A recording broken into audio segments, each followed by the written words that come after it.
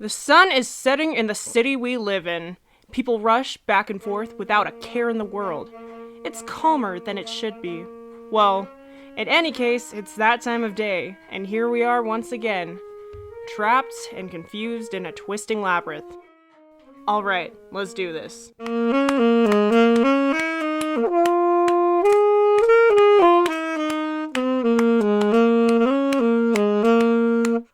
Welcome to the show tonight on 87.7 FM. My name's Blaine. I'm the producer and sound engineer here at the station.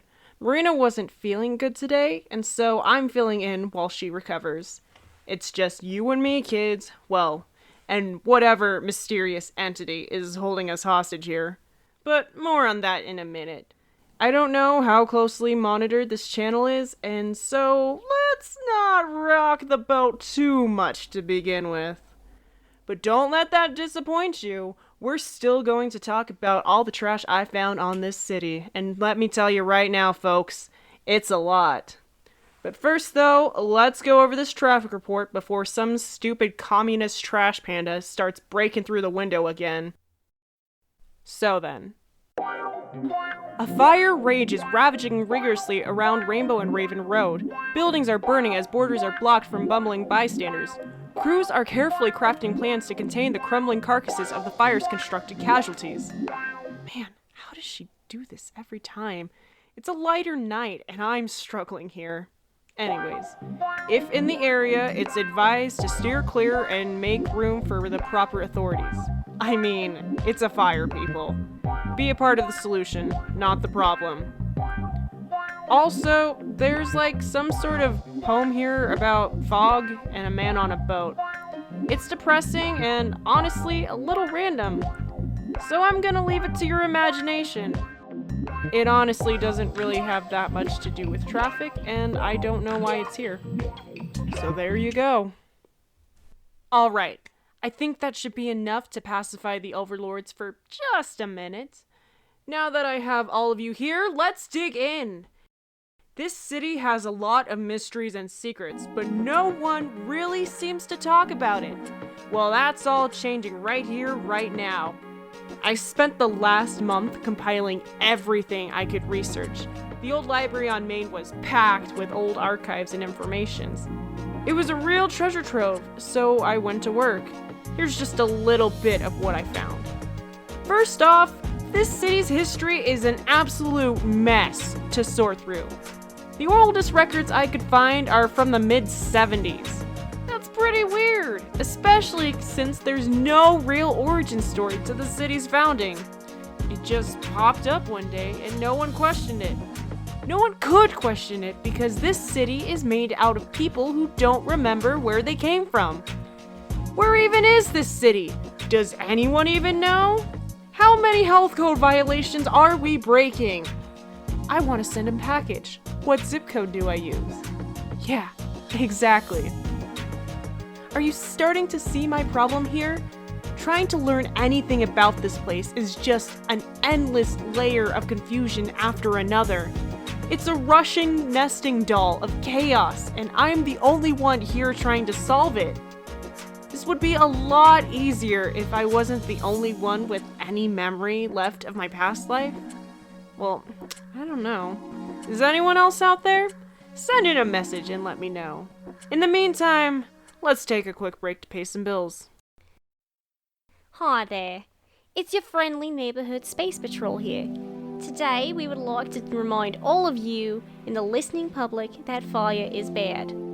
Sure, you can make food and crafts and other useful things with it, but fire also does a lot of damage if not handled correctly. And by that, of course, I'm talking about arson. Now, the Space Patrol is never one to point fingers or call anyone out. However, I'm an individual agent and therefore do not have such obligations. So I'm just going to say it. Stop setting things on fire. Seriously, it's dangerous, it's frustrating, and it's ruining more than one good evening for us. Seriously, do you know how many arson reports I've had to make in this past week alone? Too many! So knock it off. Consider this your warning before being dragged to space jail. This message is brought to you by the Space Patrol. Space Patrol, stop committing arson so we can get back to space things already. You're wasting everyone's time.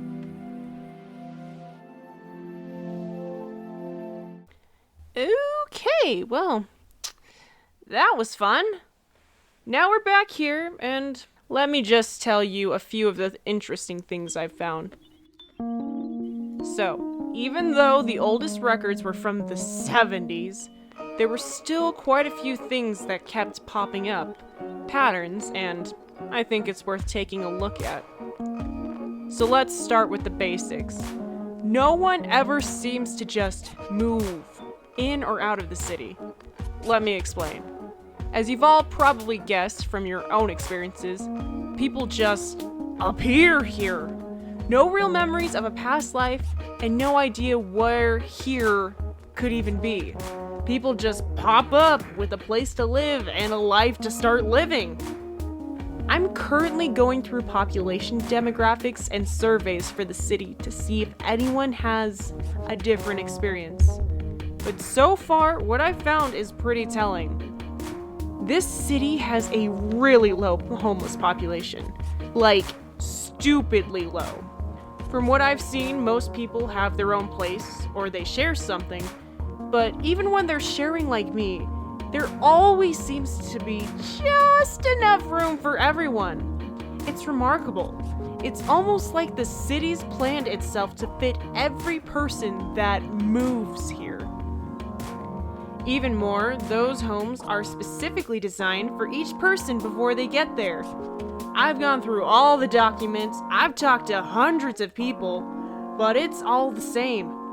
You all just showed up here in some sort of apartment or house or whatever type of home. It's all the same. You all just show up here and it's personalized to every preference you could possibly want. But somehow, no one remembers how they got there, or really anything else about their past lives. No one else I've talked to seems to have any memory of the outside world. It's just me. And honestly, I don't know why. I'm not special. I'm just a person trying to live my life and get by. And things were going bad, and, well, then I ended up here. How? I don't know. But I remember my life before, in more detail than I wish. It bothers me.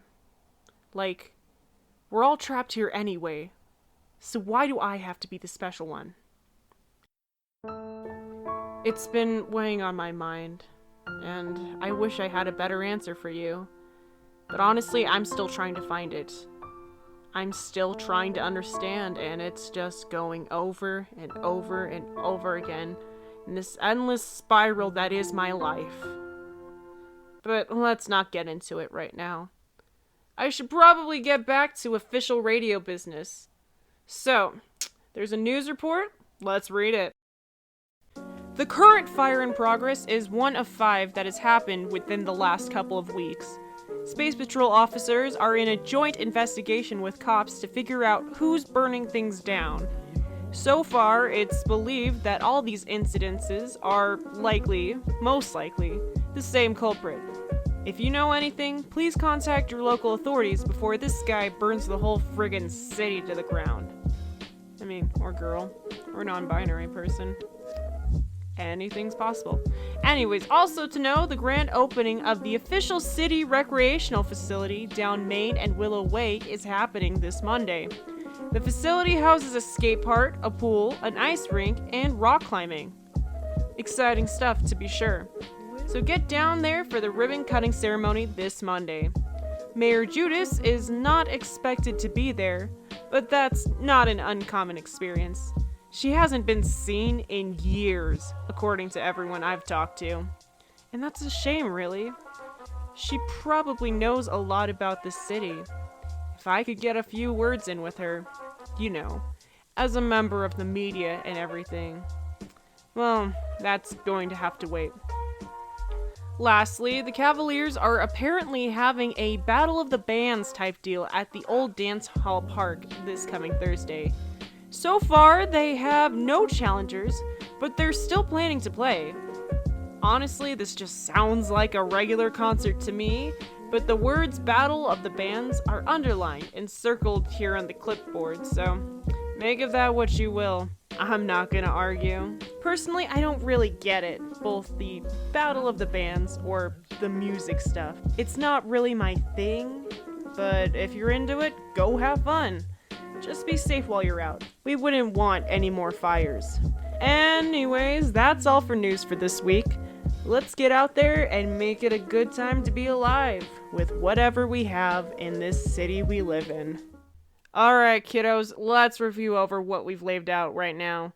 So far, it's mostly the basics, right? The city is basically a big gilded cage holding all of its inhabitants here. It provides them with all of their needs and takes away their memories. Probably in order to keep them from digging too deep. You know, like I'm doing right now. Currently, I don't know why, and I don't know how any of this is possible.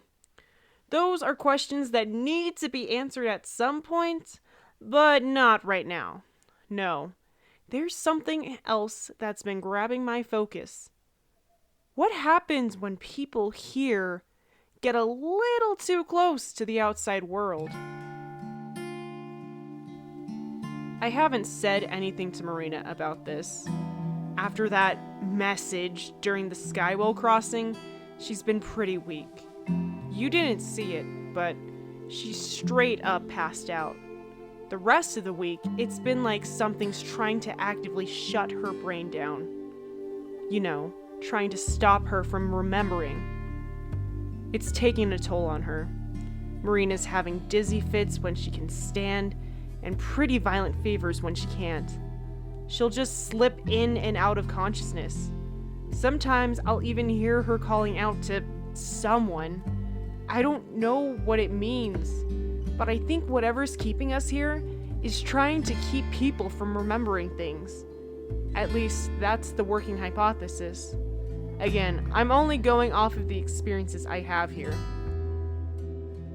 So if you have any experience with this type of thing, please write in. And as for the people who sent that message, I don't know if you're listening, but I do know that you've heard this show before. So, if you can hear this, tread lightly. We're in a delicate situation on what you called this side. So be careful. I don't want to watch Marina suffer anymore. And I'm pretty sure you don't want that either. But if you can still contact, send in a sign. I put together a few things to make that phone in the studio connected to your frequency. If it works, we'll have a way to talk. I'm not like the others, and so we may be able to work together here. So if you're listening, reach out. Go for it. Well, I did not expect it to happen so suddenly. Good to know the phone's working. A special thanks to the guys over at Merv's AV store for helping me get this set up. Cecil, you're an absolute miracle worker. Anyways, let's take a break while I answer this call. Why is cooking so hard? My kitchen is on fire. Someone, please help me. Fresh apron, we deliver. The mess is gone now, and dinner's on the table. That was so easy. Wow. Fresh apron, we deliver. Welcome back, everyone. I wish I had better news for you, but that wasn't the call I was hoping for. Apparently, hooking up a phone in a radio station to get otherworldly calls isn't as easy as it looks. So, sorry everyone, but the phone isn't hooked up in the ways that we hoped. Instead, I just got a stern reminder and a message I'm supposed to read on air. So without further ado, I, Blaine, am personally sorry for any confusion that I might have caused. This city is a wonderful place to be in, and it has a long, rich, wonderful history. While researching is fun, there's no need to assume that the city is some sort of trap or has any malicious intent. We are all here because we want to be here. And I, for one, am... Actually, you know what? No. I am sorry, but not for the reasons you want me to be. The only thing I'm apologizing for is not sitting here and reading the rest of these lies you're shoving down everyone's throat. So, everyone, let me tell you what really happened. I got a call from the sheriff. That's right, folks. Sheriff Olivia Hawthorne, the leader of your city's police force, is threatening me. Why? I have no idea. She somehow got a hold of the phone number, which I've never publicly announced, and decided to use that information to threaten me. Apparently, the good mayor has been listening, and she, as well as the sheriff, aren't really fans of my conspiracy theories. Sheriff Hawthorne says she's worried that they might stir up unnecessary trouble or spread information I can't handle. Now look, I get the need to keep the peace. There's a lot of people in this city, and it's not a good look to rile them all up, especially if they're gonna end up in the same state as Marina. But listen here, I've done the research. I've had interviews, gone through documents, and planned my words out carefully for everyone's safety. I'm a journalist, and as a journalist, I've taken every precaution to make sure that I get the information safely and accurately to the people. So with all that said, you can stuff it, Sheriff Hawthorne. Sorry, Liv, but you can't stop me. It's my right as the press to search for the truth, and I will not be silenced. Sorry I can't be bullied like it's high school or something. I'm not backing down.